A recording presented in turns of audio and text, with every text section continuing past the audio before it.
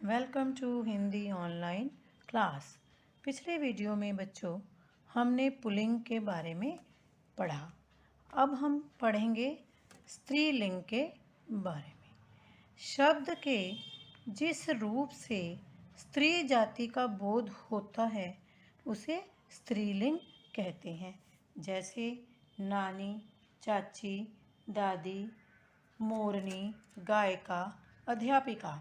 ये तो बच्चों आपको पता ही है कि ये सारे स्त्रीलिंग होते हैं। लेकिन यहाँ पर मैं आपको स्त्रीलिंग की पहचान कुछ ऐसे शब्द बताऊंगी जिनमें हमेशा ही स्त्रीलिंग ही लगता है।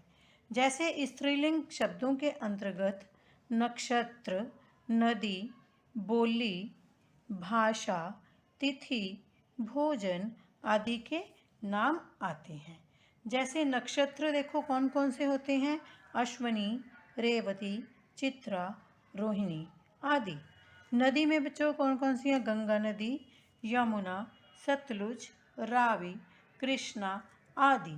बोली मेवाती, ब्रज, खड़ी बोली, बुंदेली।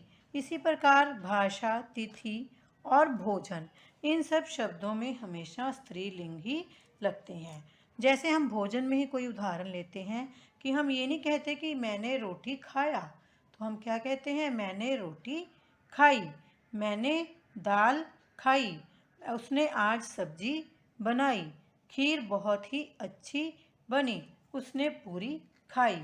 तो इन शब्दों में हमेशा ही स्त्रीलिंग लगता है। इन शब्दों के अलावा बच्चों कुछ ऐसे और भी शब्द होते हैं जिनमें हमेशा ही स्त्रीलिंग लगता है। जैसे बच्चों आपने प्रत्यय के बारे में सुना हुआ कि जैसे आ प्रत्यय, ता प्रत्यय, आई प्रत्यय, आवट, ईया, आहट, ये सारे प्रत्यय हैं। इन प्रत्ययों को लगाकर भी हमेशा स्त्रीलिंग शब्द ही बनते हैं। जैसे आ प्रत्यय के साथ हम लगाते हैं कि भाषा, कविता, उसने बहुत अच्छी कविता सुनाई, ना कि उसने कविता सुनाया, प्रजा, दया आदि। उसी प्रकार गीता, ममता, लता, संगीता, माता, इन शब्द में देखो इनमें ता प्रत्यय लगा हुआ है।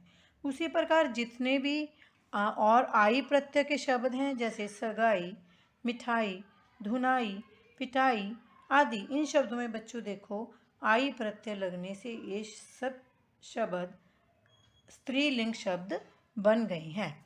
उसी प्रकार कुछ और भी बच्चों शब्द हैं जिनके साथ हमेशा ही स्त्रीलिंग होते हैं, जो शब्द हमेशा ही स्त्रीलिंग बनाए जाते हैं।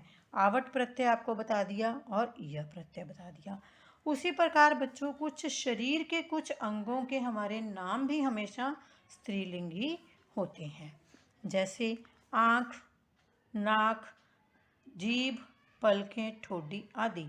हम कभी ये नहीं कहते कि हमारा नाक दुखता है, हम कहते कि हमारे नाक में दर्द है। हमारी जीभ पर छाले पड़े हुए हैं, पलकें, ठोडी आदि। जिस प्रकार शरीर के कुछ अंग प्रत्यय, उसी प्रकार कुछ आभूषण यानी गहने और कुछ परिधान हमारे पहनने की जो चीज़ें हैं वो भी हमेशा स्त्रीलिंग ही होती हैं। जैसे साड़ी, सलवार, धोती, पैंट, टोपी, कमीज, पगड़ी, माला, चूड़ी, बिंदी आदि। इन सब शब्दों के साथ बच्चों हमेशा ये सब शब्द स्त्रीलिंग भी होते हैं। उसी तरह कुछ मसाले भी होते हैं जो हमेशा ही स्त्रीलिंग की तरह लिखे जाते हैं।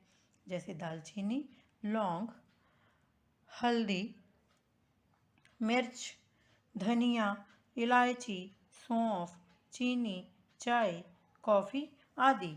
तो बच्चों देखो यहाँ पर हमने देखा कि ये सारे शब्द हमेशा ही स्त्रीलिंग होते हैं। पहले हमने वीडियो में सारे पुल्लिंग शब्द पढ़े थे और हमने इस वीडियो में हमारे स्त्रीलिंग शब्द पढ़े हैं। तो बच्चों अब मैं आपको ये बताने वाली हूँ कि कुछ शब्द ऐसे होते हैं कि जो स्त्रीलिंग और पुल्लिंग दोनों रूपों में प्रयोग किए जाते हैं, कि वहाँ पर उसको हमें वो स्त्रीलिंग में भी प्रयोग होता है और पुल्लिंग में भी होता है।